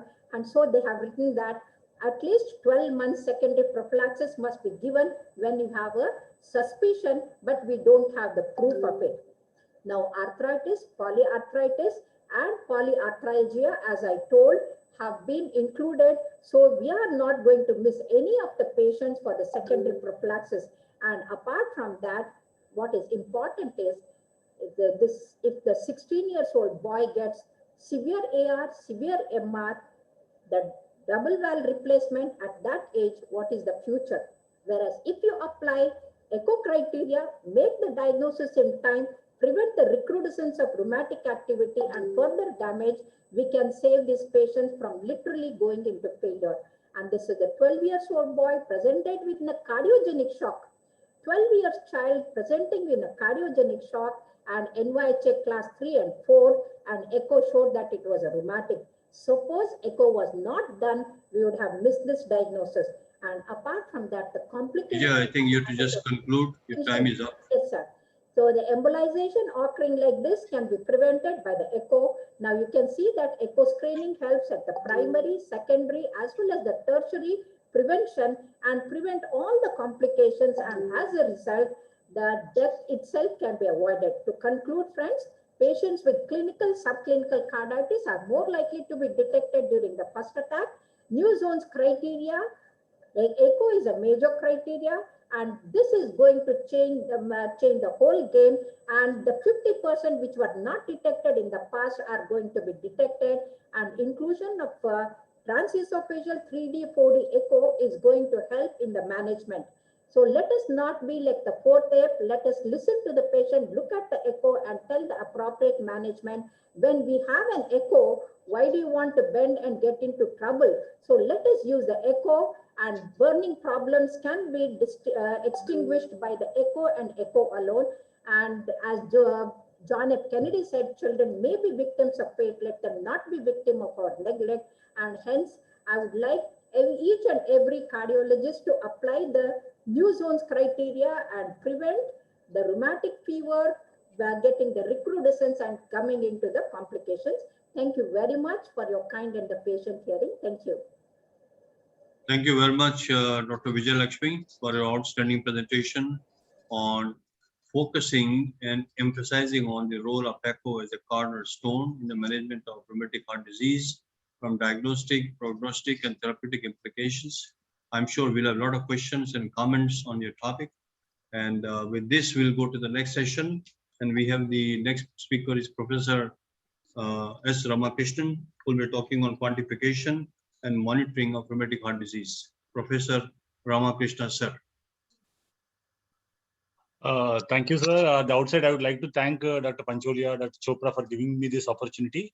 And I would like to thank the President and the past President, Professor Mohanan and Dr. M.K. Das, respectively, for giving me such a nice introduction. So my topic is to know about quantification methods and that to monitor the severity of disease in rheumatic heart disease. So I'll just directly go to the topics. RSD, a patient that comes to us has a lot of complexities. Like, for example, there is always an ongoing debate about echo versus MRI for quantification of regurgitation. So which one is better? Valve area, for example, cardiac catheterization, which has been the gold standard for ages. Now we have echocardiography and now 3D echocardiography. And now there's a concept of valve resistance that is said to be better than valve area. All those things are there, and there is a new entity that has come up, a disease that we don't know when we were describing RST, that is low gradient severe AS. Whether such a disease exists in the field of rheumatic heart disease, we don't know. And the most important problem that we all face is the lack of evidence base. Nowadays, we have tens and thousands of patients are studied for each and everything. So you have a COVID that comes up, and within no time, within few months, we have 14,000 patients data coming up, but we have absolutely no database, no evidence base for whatever we are going to talk and whatever we are going to follow. And another important concern that is of late is coming up is the problem of a majority of the people who are trained in the corporate sector. They are finding it difficult to dissect out the problems of RST. For example, one of the patients that I saw before this lockdown was a patient who has been stented in D1. Diagonal one was stented for some dyspnea, but he actually had a rheumatic heart disease, severe AR and moderate MR. So the whole thing was missed, and he actually ended up hitting a nearly normal looking diagonal stented. So these are the kind of things that we are facing. But for coming to my question per se, like how do you quantify and how do you follow severity of rheumatic heart disease? I think we have echo, we have MRI, we have 3D echo, we have so many other things, and we have few biomarkers which could be potential contenders. But for practical purposes, it is echo, echo, and echo. So everything is the quantification severity assessment is going to be based on echo. So before going to the echo per se, so what is the pattern of valve involvement we are likely to encounter based on the natural history studies and various studies that we have is roughly around 70 to 75%. This is acute rheumatic fever. 70 to 75% have mitral valve involvement, and both aortic and mitral valve involvement is there in 20 to 25%, and isolated aortic valve involvement is there is only 5 to 8%.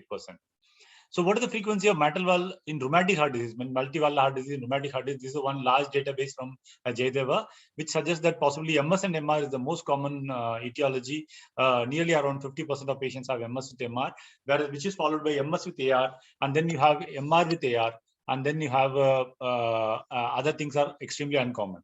And this is how the age-wise, decade-wise things change. So what initially starts with a pure MR, which is a predominant lesion, which becomes more or less mixed valvular disease or become pure MS over time, with an aortic valve disease getting added up after the third decade of life. So what is a complete echocardiographic assessment? Suppose you have a patient with rheumatic heart disease, what would you say as a complete echocardiographic assessment? You have to look at combination of valve lesions. So what are the valve lesions that are there? And you have to assess individual severity of valve lesions. And you have to look at the chamber enlargement, which are the chambers that are enlarged and how often, how much it is enlarged, whether they meet the criteria for surgery. And then you have to look at for CROT and other features. You have to look at the evidence of pulmonary venous hypertension, pulmonary arterial hypertension. You have to look at LV function, which is a very important determinant of outcomes. And you have to look at features of carditis. You have any features of infected endocarditis, and you have to always look for precipitating factors. So a full echocardiographic assessment is a key. Whenever you're doing echocardiography in each and every patient with rheumatic heart disease, you have to find out all these 9 features. One important thing is always keep your eyes and ears open. For example, recently also and before also I've seen a patient has been referred by a very good cardiology center for a double valve replacement surgery. The patient has severe MR and moderate or mild, low moderate AR, has been referred for double valve surgery. And both these patients actually ultimately turned out to have a large PDAs. So you have to really auscultate, really rule out, keep your eyes open, so ears open. So it is not about just diagnosing rheumatic heart disease by echo only. So you have to auscultate, you have to look at the complete echocardiographic picture. So some of the rules of the combined valve lesion is severe lesions tend to dominate and the proximal lesions tend to dominate. For example, TS protects our mass, mitral and aortic valve lesions. And at times there is a tremendous ability to compensate. So the multivalvular disease 1 + 1 may not be always 2. So coming to assessment of severity of MS, so echocardiography is a gold standard in assessment. The most important things are the mitral valve area and transmitral gradient. Apart from that, you have to look at valve morphology, subvalvular apparatus, coexisting MR, presence or absence of calcium, LA clot, severity of pH, and other associated lesions. I don't want to follow the newer criteria, newer valve definitions given by ACC, but I would like to still follow the age-old things that we are been using for severity assessment of MS, because they are very useful in our context. Like for example, a majority of the times you will end up classifying patients with greater than 1.5, around 1.5 valve area, which is a common valve area that we obtain in today's time with PTMC with not so good valve. We'll be calling them again as severe MS. So Wilkins score is a commonly used score. I think most of the people who are attending the lecture will be aware of it. We look at 4 features: leaflet mobility, leaflet thickening, leaflet calcification, and state of the subvalvular apparatus, and score each of them from 1 to 4 with a score of 4 to 16. So anything below 8 is suitable. And there are various methods of assessment of mitral valve area, which is planimetry, continuity iteration, which is less used. The PISA method can also be used to estimate mitral valve area, but the most commonly used ones are the planimetry and pressure half time. So planimetry is an extremely accurate measure when it is done by an experienced echocardiographer. With the advent of 3D, you can actually get very good cuts on 2D images, and then you can actually identify the tip of the funnel to identify the exact area of planimetry. The earlier era studies have shown there's a strong correlation with the Goldin formula obtained at the cath lab. It is not affected by hemodynamics, and not associated valvular lesions do not affect it. But it's a very good image quality is the most important limitation in planimetry. And then continuity equation is not often practically used in mitral area, but it can be used in the absence of MR, AR, and VSD. But pressure half time is the most commonly used. I think I'll be going into slightly bit of a detail, like you have to, the time required for instantaneous gradient across valve to fall from peak value to 1/2 of the peak. So that is what it is. And mitral area is 220 by pressure half time in milliseconds. So advantage is it is not altered by cardiac output, but it's not prolonged PHT. Not all prolonged PHT indicate MS. If incorrect, if coexisting AR, hypertension, and immediately after BMB, it is inaccurate. So it's a very useful tool. It's very easy to find it, but presence of AR, presence of LVH, immediately after balloon mitral valvolectomy, presence of mitral regurgitation, severe AS and ASD, actually there are, its use is limited. So we have to rely upon planimetry in these situations. Coming to mitral regurgitation. So first and foremost is most of the time in rheumatic heart disease, it always is a primary MR. It is rarely secondary MR. But very rarely it can be in patients who have AS with LV dysfunction or severe AR, it can be a functional MR. So you have to make the distinction. But most commonly used methods are the regurgitant jet area, vena contracta, and flow convergence method for quantification of mitral regurgitation. So the gradient can be based on the regurgitant jet area compared to the left atrial area. So if it is greater than 40%, it is grade 3. It is less than 20%, it is mild grade. So then you have to look at the vena contracta, which is a very useful measure.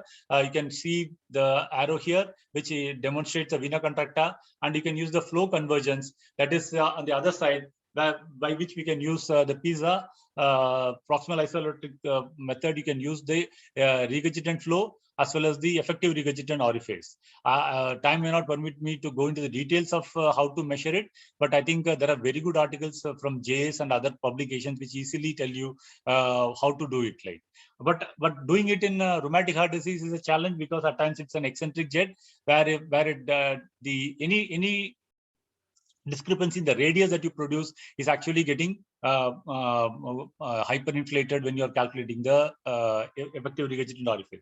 And this is how, based on various parameters of severity of mild, moderate, severe MR, you will have a different way how to classify them. But practically, this is the common chart that has been available in the new JS criteria for assessment of severity of regurgitation. So it clearly very simplifies our job. It says that if it is mild or if it is severe, possibly you don't have to do much. You can just follow the thing and follow the chart. If it is in between that, it is the low moderate or moderate, then possibly you have to establish the regurgitant volume, the effective regurgitant orifice using the PISA method, or you can use, if it is still indeterminate, you are not able to solve it based on this chart, you can still use MRI for quantification. So this is a very useful chart. I think all the postgraduate fellows should be aware of this chart. So coming to aortic stenosis, the most important thing is underestimation is not checking all the views of aortic stenosis or not aligning properly. You should spend time in each patient to align them properly and look at all the views. So at times you find in adults also suprasternal view is the one, or the right parasternal view is the one that gives you the maximum gradients. So you should not miss out on that. So then you use the continuity equation to estimate the aortic valve area. And this is a common, a simplified chart that I think everybody should be aware of. I will be happy to share my slides with Dr. Pancholia so we can get the slides from sir. So this is something that all the postgraduate students should be aware of. So how do you classify aortic stenosis based on mild, moderate, and severe? And very critical is now 0.7 valve area rather than 1 valve area, which we used to 0.6 valve area, which we used to have. So this is a very simplified chart. Aortic valve area of greater than 1.5. It's almost similar to our original mitral stenosis chart.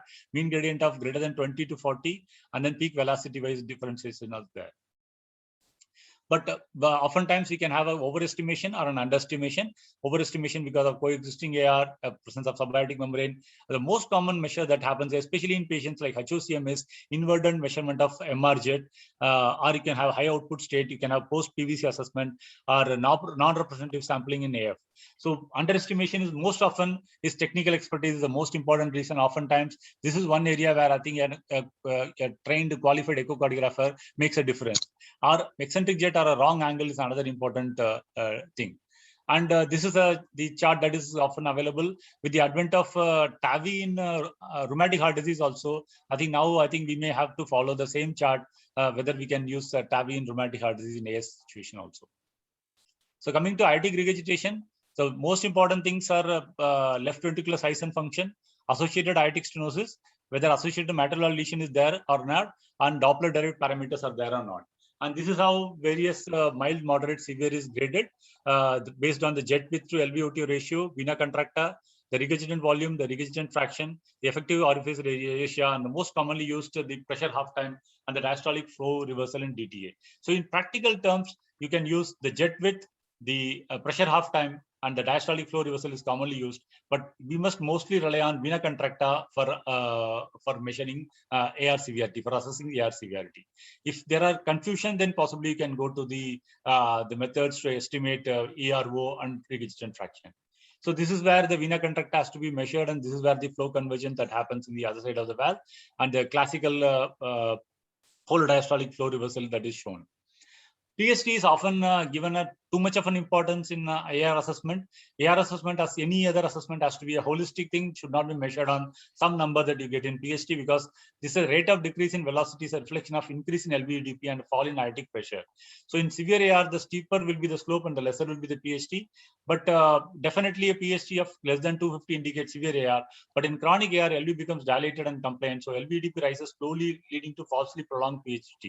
So PST is not everything in AR, so you have to look at a holistic picture like in any other disease. Coming to the tricuspid valve disease is, I think if you say RST as an orphan disease, tricuspid valve is the orphan valve. So many people, even trained echocardiographers, at times forget to mention about organic tricuspid valve disease. And it's not uncommon that patient come back after a aortic valve or a mitral valve surgery or a combined surgery, come back with a residual tricuspid valve lesion with bloated up abdomen, and we don't know what to do, when to intervene again. So it easily escape detection. RARV dilatation is a clue. You have to carefully look at morphology of tricuspid valve in any patients who are undergoing, because nowadays any organic TR is supposed to be repaired. So you have to look at low pressure or high pressure, moderate or severe TR. And then indications of TR is now any severe TR, any organic TR is an indication, or whenever there is tricuspid annulus more than 21 millimeter per meter square is an indication for surgery, whenever the patient is undergoing concomitant surgery of aortic valve and mitral valve. Evaluation of pulmonary arterial hypertension is an essential part of echocardiographic evaluation. So even if you don't get a TR or PR, which are commonly used, these are the various other methods that can be used, like loss of A wave in M mode, mid systolic notch, or decreased EF slope, or you can have fluttering of the pulmonary valve, and the PA dilatation can be used. So this is how the PH is classified. In children, that is very important. Oftentimes people don't know this, how to classify in children, and then PVH classification is given. So whether the patient is in activity or not, this is a very good, beautiful 3D image where you can see the nodules like a chicken pox on the valve. So it's not a smooth glistening valve. It's almost like a ridden with multiple nodules. So one of the most important pointer in echocardiography use is when do we send the patient asymptomatic MR and AR, even though these are not meant for rheumatic heart disease, but the most of the postgraduate attending this have to be aware that for aortic valve, the LV systolic dimension of greater than 50 and ejection fraction of less than 50 are usually considered classical indications for aortic valve replacement in asymptomatic severe AR. So that is 50-50 rule. So you should remember it by 50-50 rule. Whereas in mitral, the same is 40 and 60.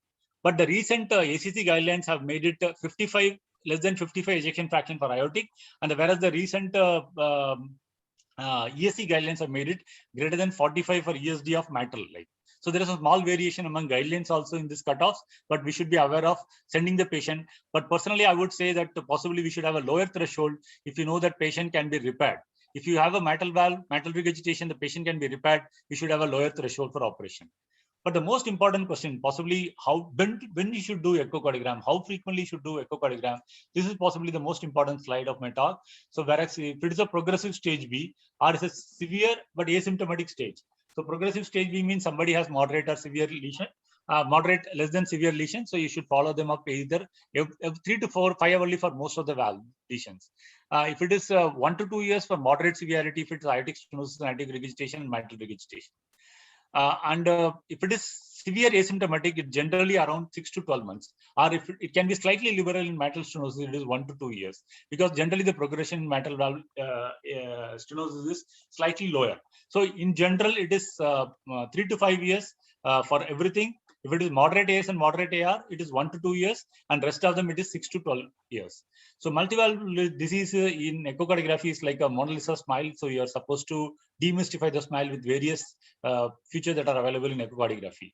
So second part I will briefly touch upon is the prosthetic heart valve function, because assessment of prosthetic valve function itself is a huge topic. It can take an hour together because it has regurgitation, it has stenosis, it has primary prosthetic degeneration. There could be thrombus formation, there could be damage to the prosthetic valve, there could be dehiscence. So many things can be possible. But a simple normal functioning prosthetic valve, this is the latest guidelines suggest that possibly mechanical valve should have a baseline imaging, followed by every 5 to 10 years after surgery, then annually after 10 years bioprocesses. Whereas the mechanical valve should have a baseline and then followed by whenever there is a change in symptomatology or there is an indication based on fluoroscopy. And mitral valve repair is generally baseline 1 year and every 2 to 3 years. Then bicuspid aortic valve is like a aortic size. If it is more than 4, it's like the same. But I will tell you one classical case by which we can dissect out how do we approach this aortic process. So this is a 14-year-old girl who had a MS with AR, has undergone surgery at the age of 9 years. So at 9 years, she has been put up 17 St. Jude mitral aortic processes in the aortic position. So here the patient is symptomatic. This is the gradient that we obtained. So this gradient was around, peak was around, my peak was around 65 and a mean of around 37, and could not tolerate. We checked the symptoms and we put her on treadmill, and she couldn't pass 6 meds. Like she couldn't cross the second stage. So we were wondering whether it is a processes mismatch, or is there a pannus formation, or is there a thrombus formation, or is there a what is the problem? We don't know how to approach it. So I think one of the simplified algorithm for such a problem could be, so you look at the peak prosthetic aortic valve velocity. If it is the DVI, that is the velocity difference between the LVOT and the post aortic valve. If this is greater than 30, then generally, if you think that if the contour is normal, which is sharp pricing with a low acceleration time will be of less than 100, then it is a normally functioning prosthetic valve. So if it is, it's very simple. Like a DVI is a dimensionless index, which is LVOT VTI versus the post aortic valve VTI. So in our case, it is 0.33 is what we obtain. So if it is 0.33, according to the algorithm, it has to be possibly a normally functioning prosthetic valve if the rate of rise is good. But if it's a delayed rise, for example, in our case, it was clearly a delayed rise, delayed peak with an acceleration time of greater than 10. So this is possibly there is something abnormal. So possibly we are underestimating the gradient, or there is a subvalvular pathology, or it's an improper LVOT gradient. So this is what we thought initially. Or is there a high flow, or it could be a prosthetic mismatch, patient processes mismatch. So Dr. Ramakrishna, I think you have to conclude. Yeah, I'm just coming, sir. This is my last slide. So this, I think I can't go into the detail because of lack of time. So I think this is a very simplified algorithm. If you are interested, there is a full depth article on JS about how to assess prosthetic mismatch. Like how do you differentiate process mismatch from pannus formation and thrombus formation. So thank you for your kind attention. Thank you very much, Dr. Ramakrishna. I think it was a brilliant presentation. Now the session is open for discussion. I can see here 3 questions on chat. I think we can just first give some chance to the people who want to ask us the questions. And the questions are like this. Number 1 is Raghu, to everyone waiting, sir, kindly identify. Okay, now I think MK Das, could you please tell Dr. Raghu? I think in my opinion, there are not many questions here on this chat box. And the session is open for discussion with the chairpersons and of course with all of us. At the first outset is Dr. I cannot see Dr. Mohanan here. Dr. I'm Mohanan. here. I think I'll request Dr. Mohanan to give his final comments, suggestions, whatever he wish to do, and then Dr. MK Das, and then of course finally I may add to it. Dr. Mohanan, sir. Thank you. Thank you, Dr. Chopra. Thanks all the excellent lectures that we have listened to. Now, one of the major disadvantages of rheumatic fever has been the prevention of rheumatic fever morbidity essentially depends on the secondary prophylaxis, which cannot reduce the burden of the disease. And now we know the primary prophylaxis is, in absence of a suitable vaccine, is very difficult, because we have seen the epidemiological studies which indicate that the preceding pharyngitis was asymptomatic in about 78 to 80% of the patients. And unfortunately, even the 20% rest of men who gets the medication of penicillin, they don't complete the 10-day course. Dr. Chopra, you mentioned about what the CSI can do on that. And definitely we can try to do that, but then I can also say that the data on the incidence and prevalence of we don't have a nationally represented sample at all, despite all. I remember when Asha said about, and Vijayalakshmi said about Dr. Padmavati's description of the rheumatic heart disease 50 years ago. But even now, we don't have a nationally represented sample. The ICMR has done 3 school studies, but no, they stopped short in 2010. So there is a need for establishing a population-based surveillance system in the country for monitoring the trends, management practice, and come out with some informed guidelines. That is possibly the need of the hour. But as I said, a lack of a structured program is something which will prevent it. But then definitely, we can definitely try to work on something and get the pundits of rheumatic fever, but there is no lack of workers, scholars who are doing a human service in rheumatic heart disease, rheumatic fever in our country. We can try to assemble them and come out with something. Thank you. Thank you very much, Dr. Mohannan. I think it was a brilliant exposition on behalf of the president of CSI, that he has promised us to take us this project to a very high level and create a global impact so that people know that the CSI exists and we have a huge interest in this subject in the form of a mission, in the form of launching the various projects, as well as guidelines, as our president has just mentioned. Dr. M.K. Das, we'd like to have your words of wisdom. Dr. M.K. Das, sir. Yes, I listened to all the speakers' contents quite attentively, and really all of them have done justice to their deliberations. What is my opinion regarding the rheumatic heart disease, that it has been a disease for a long time recognized and described, and right from the age of say Dr. S. Padmavati or later on Dr. S. Roy. But somehow or other, except very recently, some of the surgical people, as I mentioned in the very beginning, that they have considered about some atrial index, and much before that, of course, Dr. Vijay Lakshmi has done some works. Really speaking, we are still in the older sort of things, and we are not moving much ahead.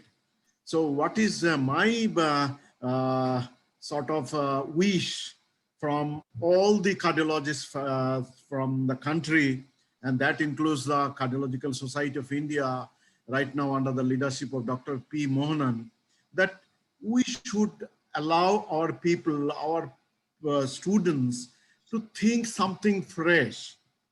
Now, for this freshness, actually, what is required, that we must be involved much more, much more than what we are now involved. The teachers will have to be much more involved, not for 2 hours or 3 hours. I am not blaming, mind it, it's a very well thought thing I am now speaking out. We'll have to spend much more on teaching, and through the teaching, actually, we'll have to encourage how to think newly. And that newness should not necessarily come from the teachers. It should come from the basic level of students. Now, that is somehow or other lacking, not only in rheumatic heart disease, which is a very, very old disease, but also in other aspects of cardiology. Say, for example, the echocardiography.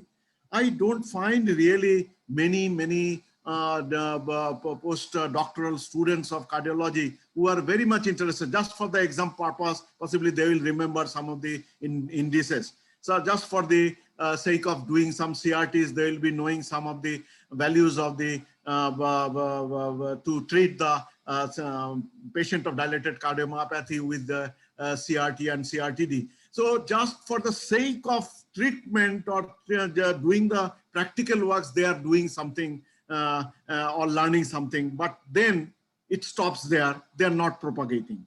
So that is my observation. And since there are great teachers like, Dr. Vijay Lakshmi, Dr. Murthy, Dr.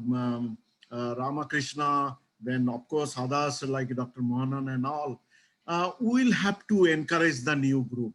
That is my ardent request to all of you, that you should encourage the new group to think something new.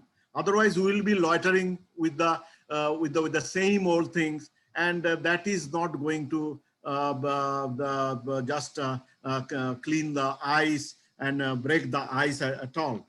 So otherwise, the things have been told very eruditely by all the speakers, and I'm really thankful to the moderator, Dr. Chopra, also for moderating the subjects very well, and Dr. Pancholia, of course, organizing a very, very tough topic in my sense, because this is an old topic, and that's why it is tough.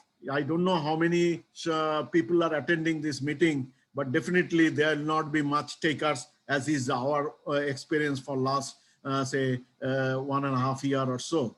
So having said that, I'll not put much more word, and over to Dr. Chopra. Thank you. Thank you. Thank you very much, Dr. Das. I think it's a very important words of wisdom by you. Invoke newness in you. No newness, no existence of the organization. We have to think new all the time. Nothing is old from my point of view. We all have to add new ideas, new innovations, new interventions, a new way of working on it. I'm sure Dr. Mohanan is here and Dr. M.K. Das is here. They will definitely sensitize on this issue because it's a burning issue. Second point you mentioned, sir, about the ECHO. I think ECHO is the cornerstone. We are doing a lot of camps on rheumatic heart disease. We have done many. When I did 12 World Congresses in cardiology, we used to run the camps there. So I think it's a very, very important thing. People have to know the importance of ECHO, which is very beautifully highlighted by Dr. Ramakrishna also. But I just have some questions, 2 or 3, and then we'll just give a concluding remark and closing by Dr. Pancholia. I just like to mention, just 1 second. I'd just like to mention Dr. Murthy, I think give a very nice dictum, licking the joint and biting the heart. But I think she not mention about kissing the throat. This bacteria first kisses the throat, then licks the joint, and then bites the heart. And she also mentioned very rightly on all the methodology, primary, primordial, secondary, and tertiary. I think she covered the subject very well. I'm very grateful to you, Asha, for your brilliant exposition. Sir, there are couple of questions. There are a couple of questions on the chat box. Yes, I'm seeing it. I'm just coming to it. I'm just giving a comment. And then Vijay Lakshmi, I think spoke well about the Vijay score. And she mentioned about the various aspects of rheumatic heart disease.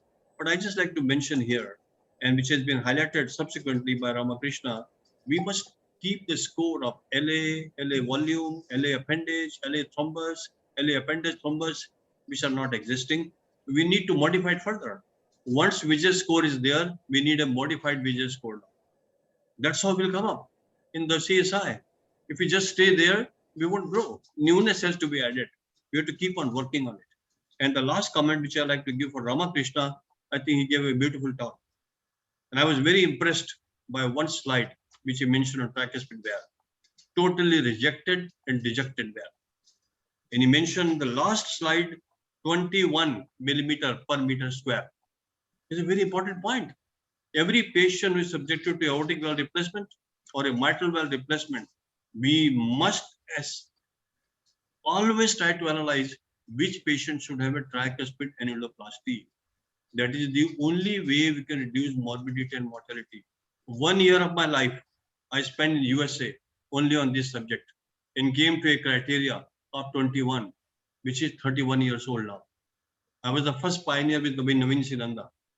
And we say 40 millimeters or 21 millimeters per meter square, which exist in JACC. This was published in JACC 31 years ago when I was very young.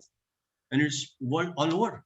And the second point he very well highlighted on details of analysis of every patient. He also used the word TAVI, that the TAVI is also done in aortic stenosis, but the criteria has to be laid down very meticulously to have a better prognosis.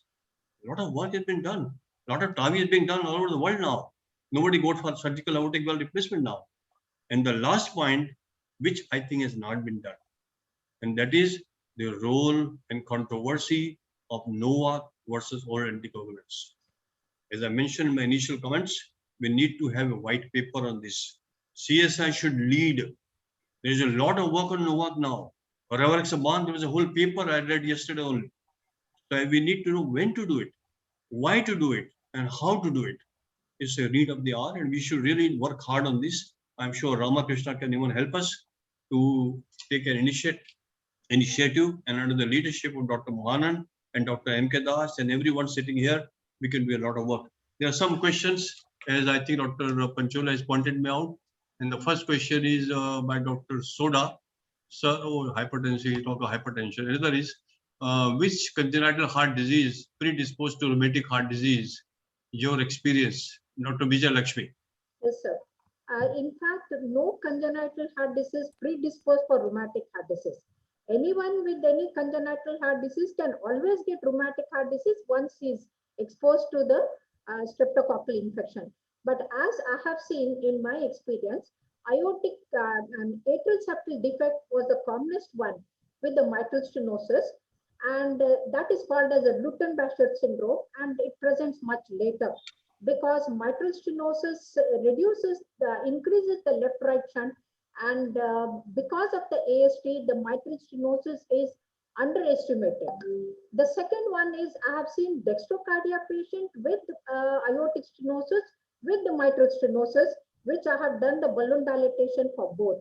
And the other one I have seen is a coarctation with the mitral stenosis. The patient came with atrial fibrillation on penicillin prophylaxis and in pulmonary edema, taken for the emergency balloon dilatation. But when I felt the pulse was not there. Nobody had recorded the blood pressure. Nobody had felt the pulse in the lower limb. And Okay. then I took the bed. So this is how we know in the same sitting we did the port dilatation and the mitral stenosis. Thank you very much, Vijay. And, Thank you, Vijay. I think with this, I'll just give a final comment. Ladies and gentlemen, rheumatic heart disease is old. We have to create the gold standards. We need to really work hard on behalf of CSI and show to the whole world that people follow the standards of CSI for evaluation of rheumatic heart disease. And we need to really work hard. Not at one score. Vijay's score is one. We have to modify the score so that we show the world that we exist and we have a lot of innovations, as pointed out by Dr. M.K. Das. And the second thing I really wanted to point it out, that we always learn from yesterday and live for today and hope for tomorrow. If we all really work hard, then only we can do it. We cannot stagnate. Stagnation is not the aim. We have to keep on flowing. That's the only way. I always say, inform, perform, reform, and transform the whole world and make it rheumatic heart disease free. It is possible only if you have a continuous and constant effort in prevention of rheumatic heart disease. It cannot be a one-time effort. We all need to work really hard.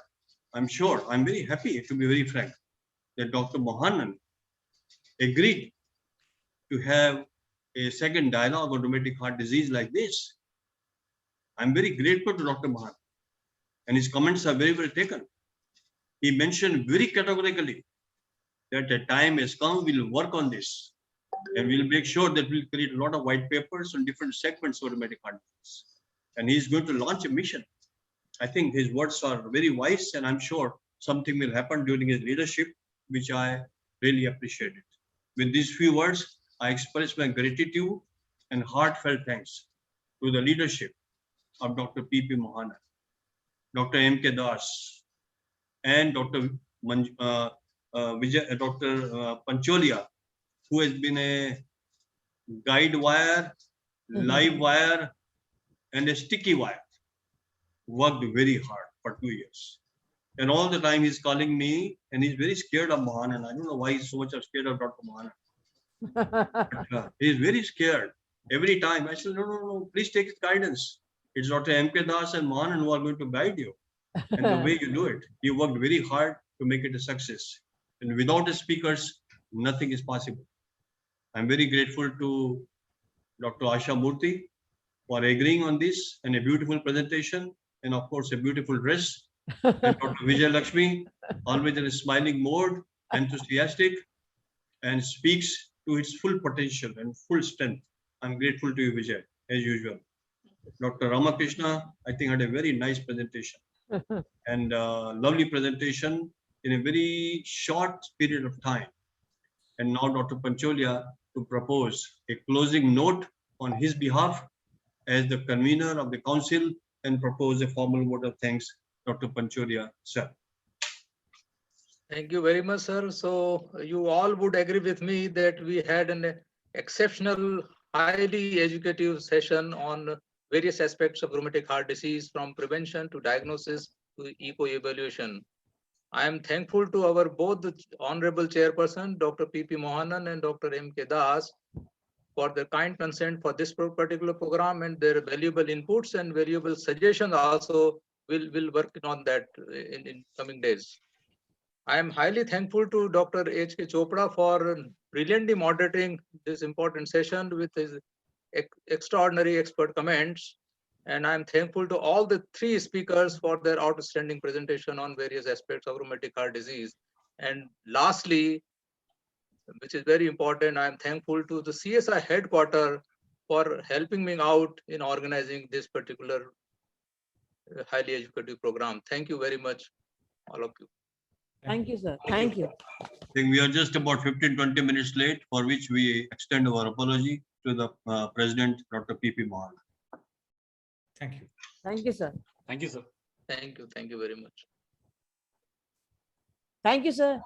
Thank you, Thank you very Dr. much. Thank you, everybody. sir. Thank you, sir. Thank you, Dr. Das. Thank you, Dr. Vijay Lakshmi, Krishna, Asha, Dr. and M. K. Das, Vijay Dr. Lakshmi. Pancholi, Dr. Chopra, Dr. Ramakrishnan. Thank you so much. Thank you. Thank you. See you Beautiful. again. Keep away from Corona. Next, Yes, sir. next Pray time God. we'll have 3 hours program. Fine.